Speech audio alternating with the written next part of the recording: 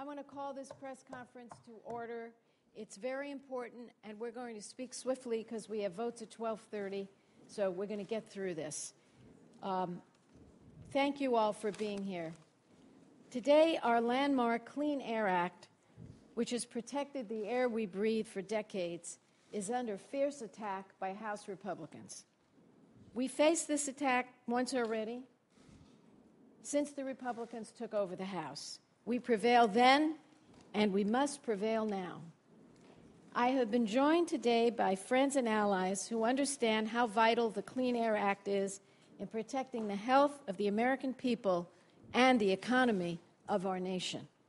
Those who will be speaking today include Senators Lautenberg and Cardin, Paul Billings, the Vice President of the National Policy and Advocacy American Lung Association, Peter Wilk, Executive Director of Physicians for Social Responsibility, Mark, Lisa, and Jake Conley from Maine. Son Jake suffers from severe asthma. Also in attendance are affected families, community leaders, and representatives from leading public health organizations, including Richard Hamburg. Raise your hand, Richard. Deputy Director, Trust for America's Health. And Gary Ewert, raise your hand, Senior Director, Government Relations, American Thoracic Society. Donald Hoppert, Director of Government Relations, American Public Health Association, and Icky Woods, who played in the NFL for the Cincinnati Bengals and whose son, Jovante, died on August 11, 2010, after suffering a severe asthma attack. Surrounding us are red baby carriages, which remind us of the need to protect the Clean Air Act to ensure that children will be healthy. These baby carriages, remind us of how devastating it is to be the most vulnerable among us. And the most vulnerable among us, if there's dirty air, you can hear it in their breathing. There is nothing more heartbreaking than an infant gasping for air. Air pollution is dangerous to public health. It increases the risk of premature death. It can cause or aggravate asthma, emphysema, heart disease, and other potentially lethal illnesses. And asthma affects an estimated 7.1 million children, like this beautiful child with us today. The Clean Air Act has a long and successful track record of reducing pollution and protecting the health of our children and families.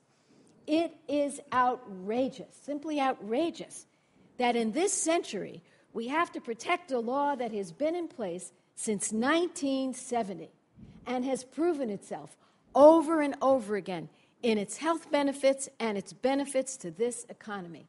If you can't breathe, you can't work. Let's be honest.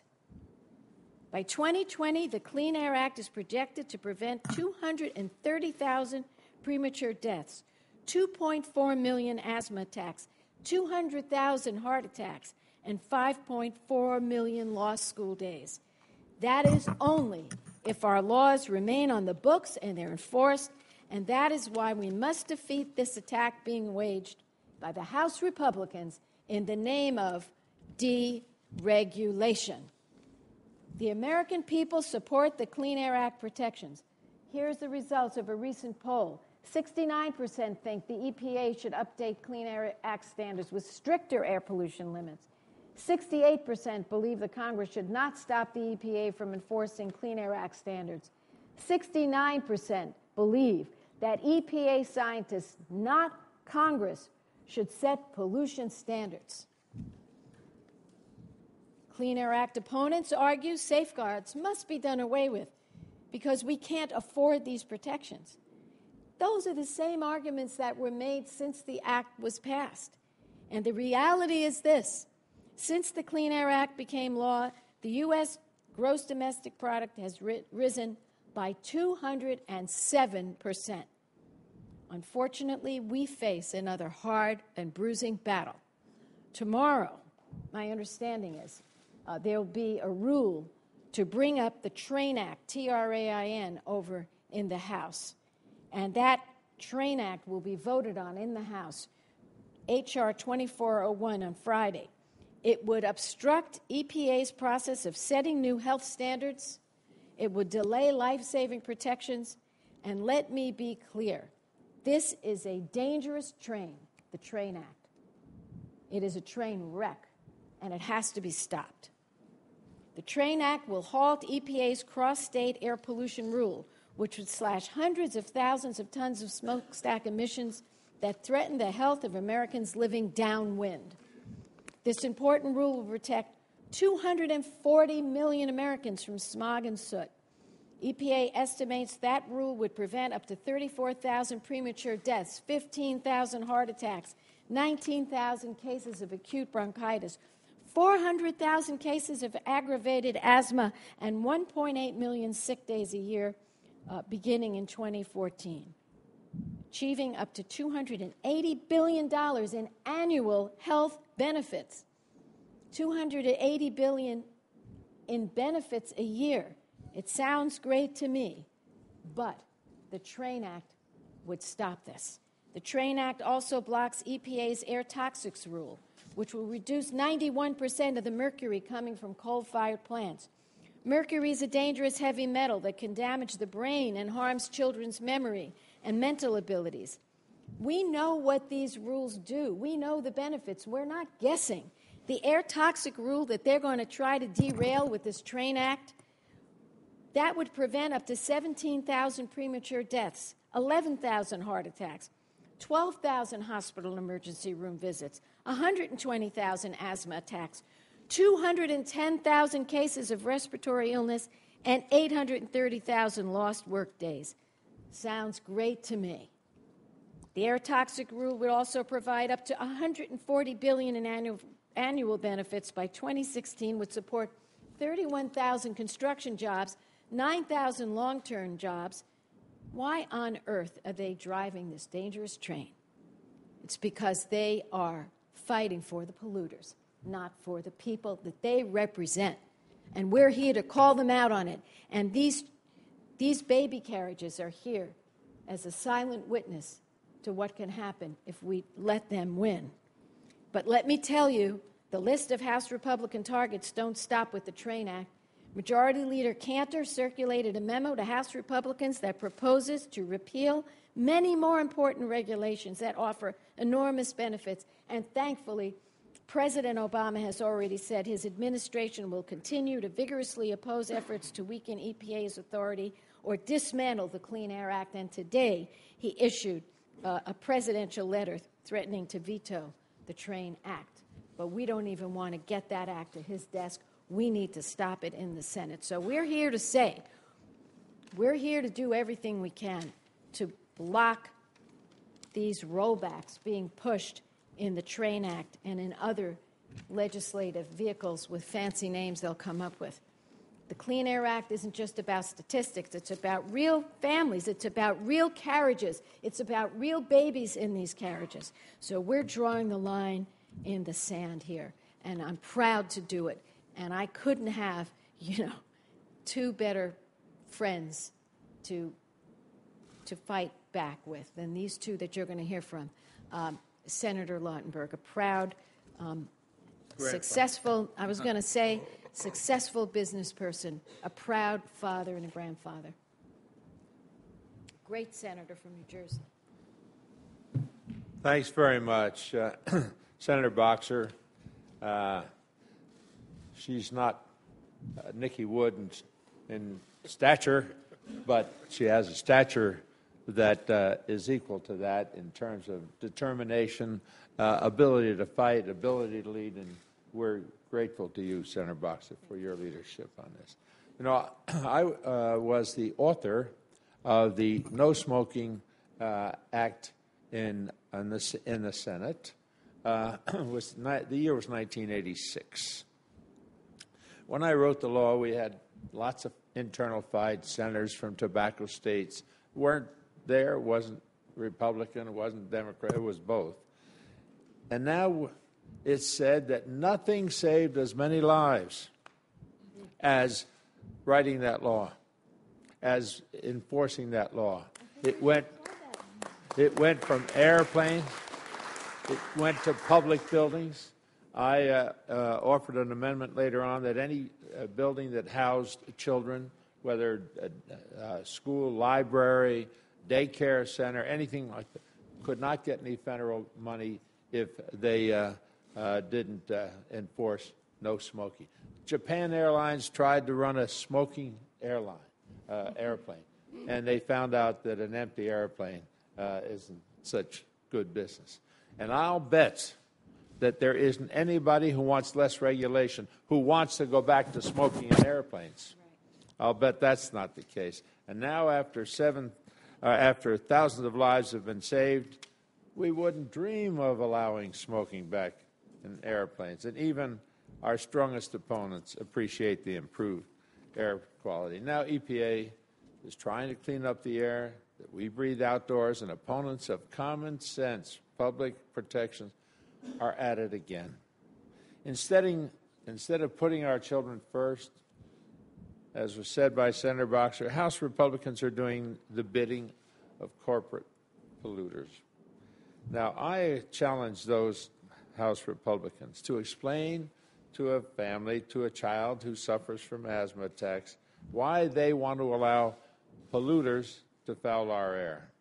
And if you have a child and you get to understand, as Nikki understood, I'm sure, what happens when a child with asthma, like my grandson, starts to wheeze. My daughter became an expert in hearing wheezing because when they were out, and he was an athlete, and if she took him to a faraway field to play baseball or soccer, and she would first check and see where the nearest emergency center is, so that if he began to wheeze, she knew where to go in a hurry. What would you do, any of you here, if someone walked up to your child, like Jake here, look at this beautiful guy. He, as you heard, has asthma.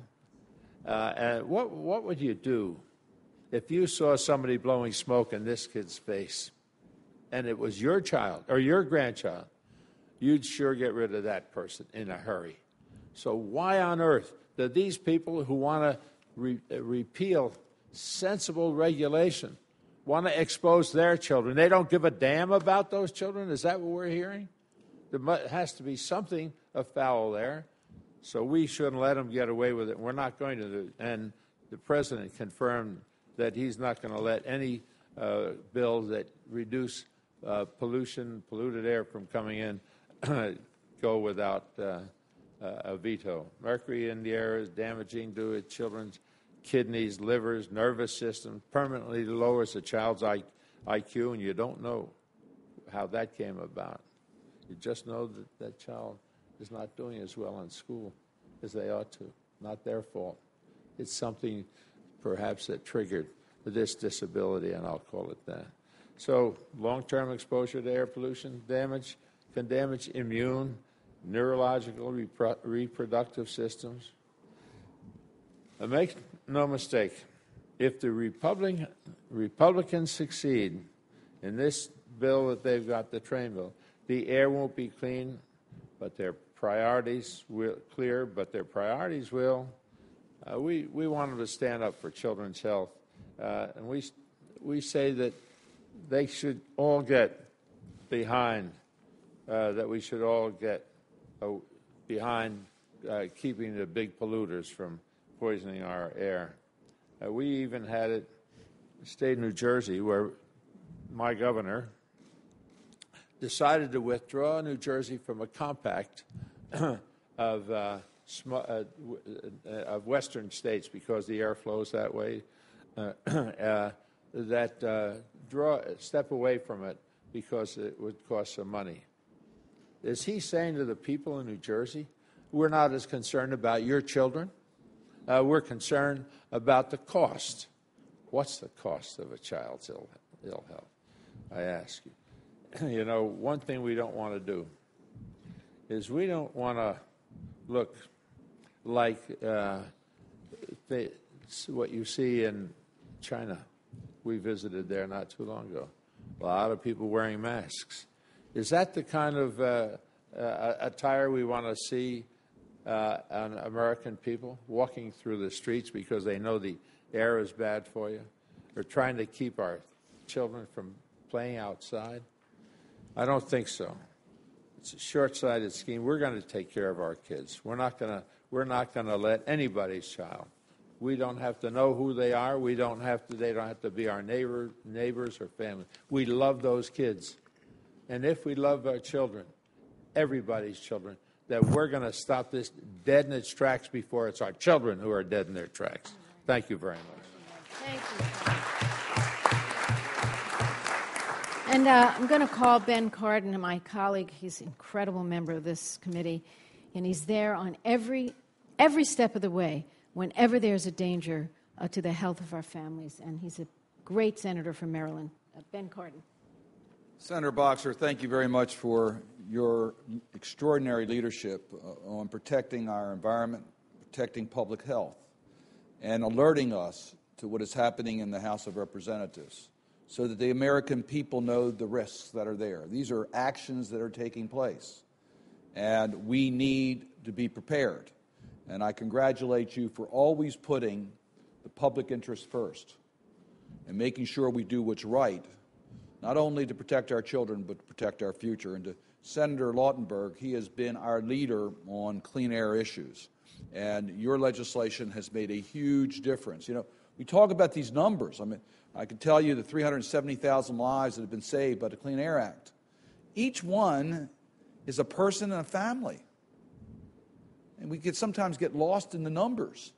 But we're talking about real people and their lives and families that are affected by what we do here. The American people want, demand, and expect that we're going to have clean air that they can breathe, and they expect us to deal with our economy. And it's a false dilemma to say that we have to choose between healthy air and a healthy economy. It's just the reverse. The Clean Air Act saves lives, helps our economy grow. Trillions of dollars in health benefits have been saved as a result of the Clean Air Act. It's allowed our children to grow, to dream, to be active, and to help grow our economy. So the Clean Air Act helps us build a stronger economy. Green technology generates hundreds of billions of dollars each year to our economy. It helps American exports. 1.6 million jobs directly related to it. So let me just give you the example of Maryland. I'm proud to represent Maryland in the United States Senate. Brandon Shores is a power plant that we undertook to rehabilitate and to make friendlier towards our environment. We have reduced in Maryland NOx emissions over 10 years by 75% by improvements that we've made to clean up the air. We have reduced SOx emissions by 80%, mercury by 90%. These are real numbers that we achieved. $1 billion investment in Brandon Shores brought about 2,000 skilled jobs in construction and has helped our economy. That's what we have done in the state of Maryland. Now, quite frankly, that's good for the people of Maryland because our air is cleaner. It's even better for people downwind. But Marylanders are suffering because we're downwind from other polluters that haven't made the same type of investments. These investments will help us improve the lives for many of our children and many of the people in our state and nation, but will also help us grow our economy. We understand that healthy air will help us with a healthy economy. And I just really want to thank the people that are here for getting involved to help us with this. We will make a difference with your help. Thank you so much.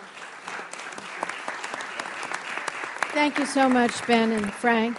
And now we're going to move to Paul Billings, Vice President, National Policy and Advocacy, American Lung Association. And thank you for these carriages. Thank you for these ads. You're making a huge difference because when somebody hears that sound of a wheezing child, it touches your heart, and you know now what this is all about. It gets past the numbers. So thank you. Please come on up here, Paul.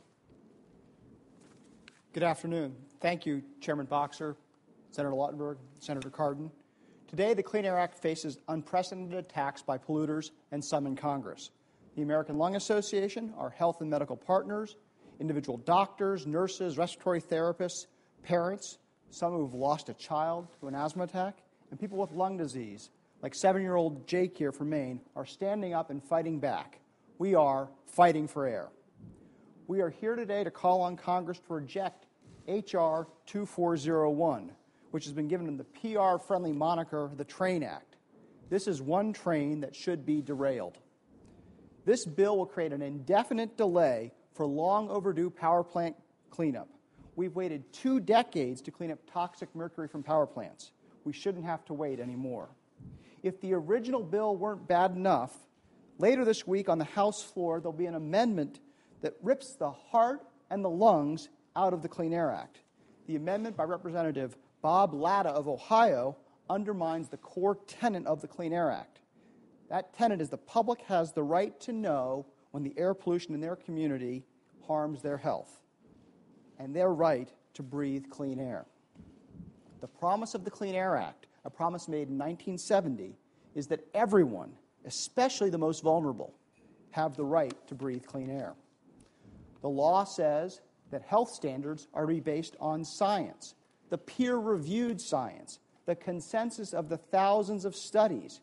However, some in Congress, particularly on the House side, are being prodded by big corporate polluters who want to put economists in charge and base those standards not on the level that makes you sick, but on a level an economist says it will cost to clean up. Think about it. That is like a doctor diagnosing their patient based on the cost of the treatment. Costs are important, and Congress recognized that by setting up an approach that includes the consideration of costs when determining how to clean up, when the healthier thresholds are to be met, we can do both. We can set standards based on science and incorporate cost to figure out the best way to clean up. 40 years of history with the Clean Air Act shows that cleanup leads to dramatic innovation. American ingenuity, the nation's entrepreneurial spirit, has proven time and again that greater pollution reductions can be achieved, and usually at costs far lower than projected. Here today you see our red carriage. It is the iconic symbol of those that are most impacted by Washington's decisions. Congress and the President can't ignore a baby struggling to breathe, and they should not ignore the human toll of pollution. We are proud to stand today with Chairman Boxer, Senator Lautenberg, Senator Cardin, and all of our friends in the health community to say no to the Train Act, no to rolling back Clean Air Act protections. And we are here to say yes to the next breath of air, next breath of clean and healthy air. Thank you very much. Thank you. Well said.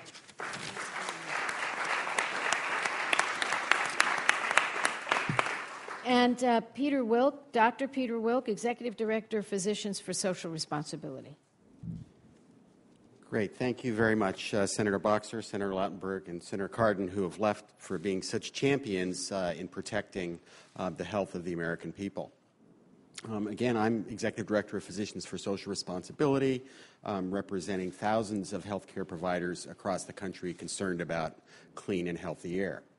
My role really is to do just a very brief summary reminding us all of the adverse effects of air pollution and the benefits of the Clean Air Act. And we do have a publication here that summarizes in great detail the health benefits of the Clean Air Act, and there's some more copies for anyone who'd like one afterwards.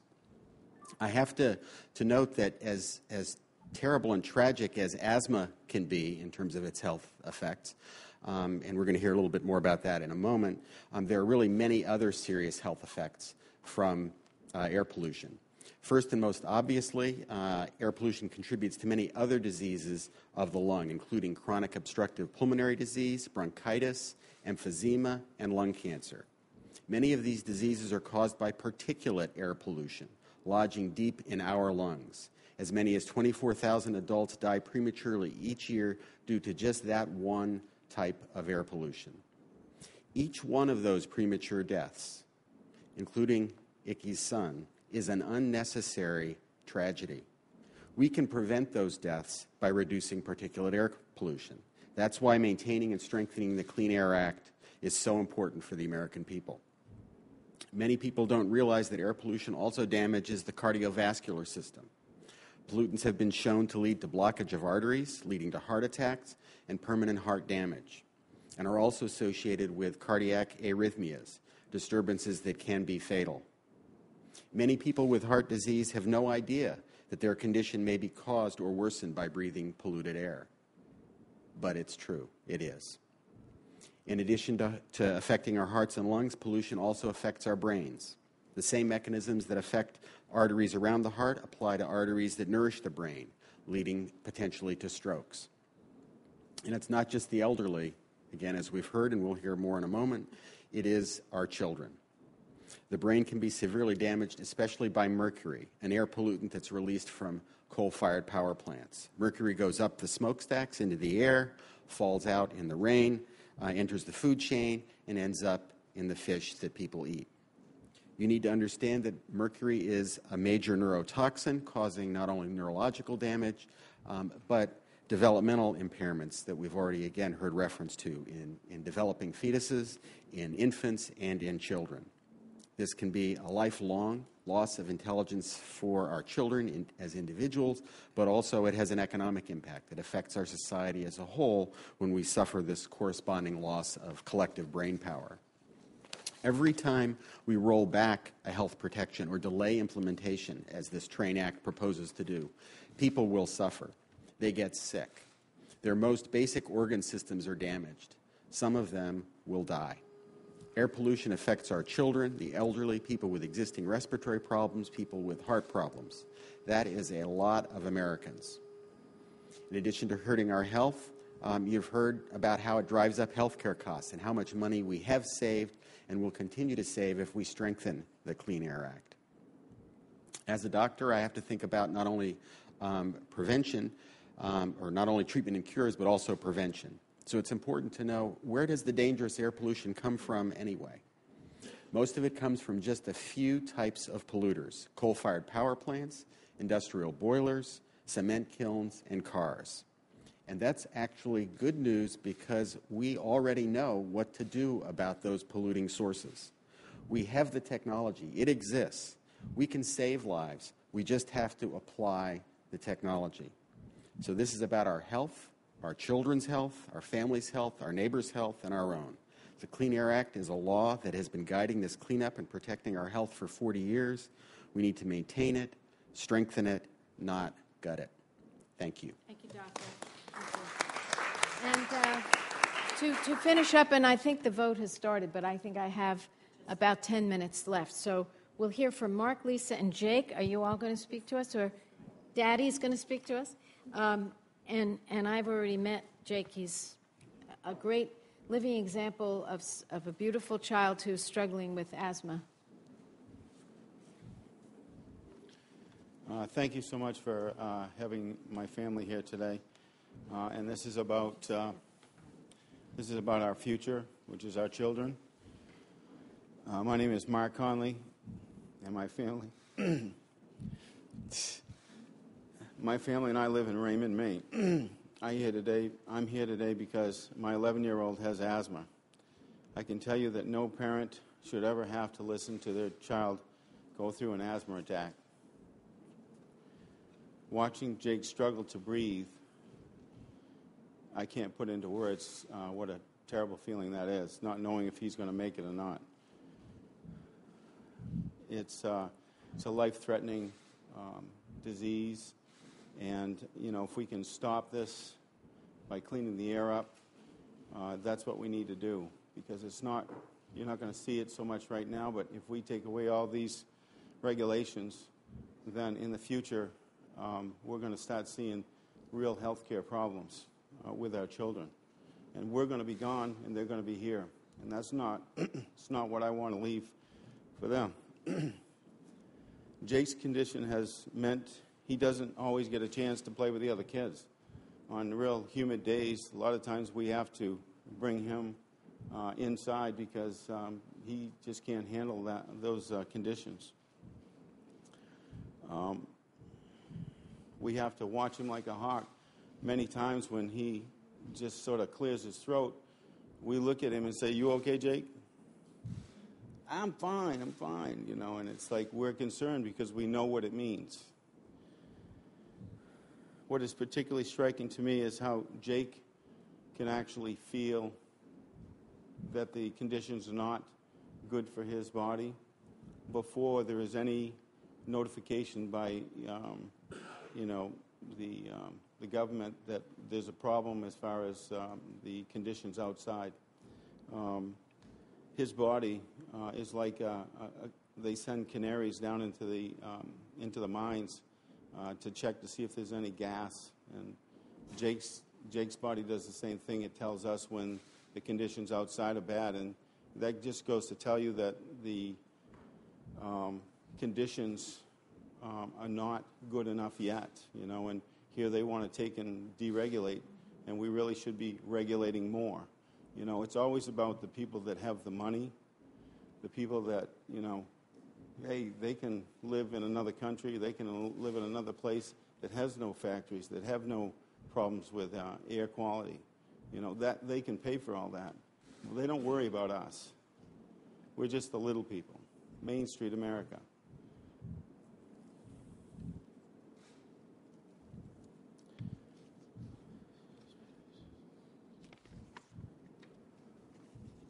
I'm a business owner, and just think about this. I mean, let's be proactive instead of reactive. They want to deregulate, but what does that really mean? Well, right now that might mean a bunch of jobs that stay intact, but in the long run, what does that really mean to us?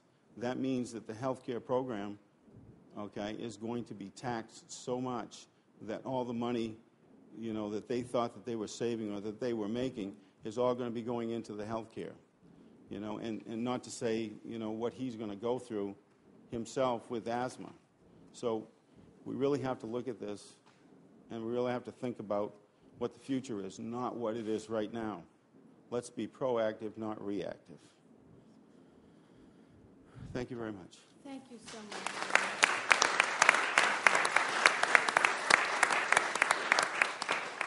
Are you proud of your daddy? I am. Well, what you've done, and thank you so much, is to put a beautiful human face on this issue. And I suspect some of our young people back here with the red shirts, how many of you have asthma or know someone who has asthma? And I want to tell you, when I go around my state and I speak just at random at different public schools, I often ask the children, do you have asthma or do you know someone with asthma? Honestly, a third to a half of the classroom raises their hand. And this is not a situation we want to make worse. This is clearly a problem we still have. We need to make it better. And yet you have the Republicans in the House. I didn't think that's what they ran on when they took over the House. I thought they said they were running on jobs, and the point is well taken. We have proven with the Clean Air Act that at the end of the day, you expand the economy and you create jobs as you clean up the environment. So this isn't about that. This is their answer to deficits, deregulation. It's going to add to more deficits because you're going to have more Jakes, you're going to have more parents that are missing work because they have to take their Jakes to the hospital. They have to suffer through their children and their own efforts to breathe. So we are very determined. By the way, we've won this before. We had this before when Newt Gingrich, I go back that far, was the Speaker of the House. He declared the same kind of war on the environment, and we won it. How did we do that? We let the people know. So what I love about the American Lung Association with this particular project is you're personalizing it. You're making this image, the image people will think about when they hear that the Republicans want to weaken the Clean Air Act, which will make the little tiny infants in these strollers gasp for air. This is not the America that we want to see. So I'm very proud to be here. I'm happy to answer any questions of the press. I have 5 minutes. I'll do it. Anybody? Yeah. Thank you, Chairman. Say who you're from. Ryan Tracy with Dow Jones. Okay. As you know, there's a lot of these rules under consideration. One of them has been delayed administratively already, and obviously there's threats to delay the others. Which of the rules specifically do you think is the most vulnerable here? Well, the TRAIN Act isn't about a delay. It's about changing the process of how you set health standards. And that means you're changing the entire way we decide how we're going to regulate pollution. So that's clear. My view is, I've already been on the record in terms of the Obama administration's decision on the ozone rule. I thought that was a mistake, but I also felt when he made that decision, which I disagree with strongly, he also said he is going to stand with the EPA on all these other matters, and so I was heartened by that. So I think if your question is what's the most vulnerable area, I think every single area of environmental protection is under assault by the Republicans in the House, bar none. They will fight, they will push, they will do everything they can to repeal everything they can repeal. I mean, they would like to repeal the Clean Air Act. They're going to do it through the back door. They'd like to get their hands on the Clean Water Act, the Safe Drinking Water Act, the Endangered Species Act, the Superfund cleanup. There isn't anything that's off the table. Every single regulation that is protecting the people and every single law, landmark environmental law, is open to their attacks. And I have to stand guard here with my colleagues to make sure it doesn't see the light of day over here in the Senate. Carolyn? Yes, Carolyn Lockhead, San Francisco Chronicle. You have a majority in the Senate. What is the risk that any of these things over in the House could actually get through? Are you worried that there are some Democrats who would go along with them? Well, a lot of these things sometimes take on a regional tone, but we do have a solid block of Republicans that favor this, which is a problem. And, I hope that our Maine family will speak to the Maine senators. They're beautiful colleagues. I hope they'll be on the side we're on. I don't know, but I hope that you will speak with them. So we face a determined block of Republicans and perhaps a few Democrats. But, Carolyn, you've been around here long enough to know that the way things get done, they get put into omnibus bills, they get put into continuing resolutions, they get slid into must-pass vehicles. So this is a much tougher job than it may appear, even though, yes, I believe I can stop this in the Senate. I've already won one on H.R. 1. We're able to stop some riders, but this is not a slam dunk for us in any way, shape, or form. Anybody else have questions from the press? Yes. Argus. You talked a lot about the House bills, but in the Senate, Rand Paul has introduced a resolution disapproval against the cross-state rule. Yeah. Do you think he'll be able to block that if it comes to the floor? Well, is it a CRA? Yeah. Under the CRA, it sort of gets to Carolyn's point. They could overturn it with 51. I don't think it's going to happen. Because we're going to fight hard. We already blocked them on greenhouse gases once, and we thought it was a very difficult one. So I think we can do it, but we can't do it without these people here. We can't do it without the media letting the folks understand what is at stake. Because when people come out and say, we have to deregulate, and because it's costing us jobs, and people don't really look behind that, which is, the opposite is true. When our people get sick, that's what costs our economy. It costs our economy big time with missed school days, missed work days, premature deaths, premature heart attacks, and all the rest. So we're going to have to prevail. But, yes, we've got the attack coming from within the Senate. The reason I brought up the House is they're voting on it Friday, and I think that will be our first effort is to block that. Yes, sir. Where are you from? Sorry, John Riskin with the Portland Press-Herald.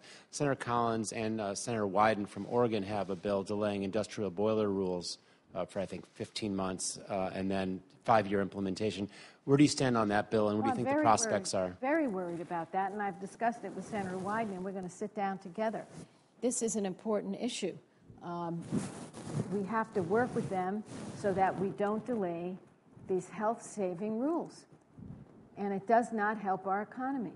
Now, my understanding is their particular concern, or I should say Senator Wyden's concern, is the biomass. Is that right? And so I'm going to try to work with him. But I've already expressed to him my concern, and we are going to sit down and have a long talk about this. There may be a way to resolve some particular problems they have without doing this huge delay. When you delay life-saving and health-saving regulations, you're hurting people, families. You say little people? You're not little people. You're the lifeblood of America. America's middle class, America's workers, America's families. You know? That's who we have to fight for and who we have to stand up for. One more question, then I have to go vote. Well, thank you very, very much. Let the fight begin, and we'll win it. We'll win it. Thank you very much.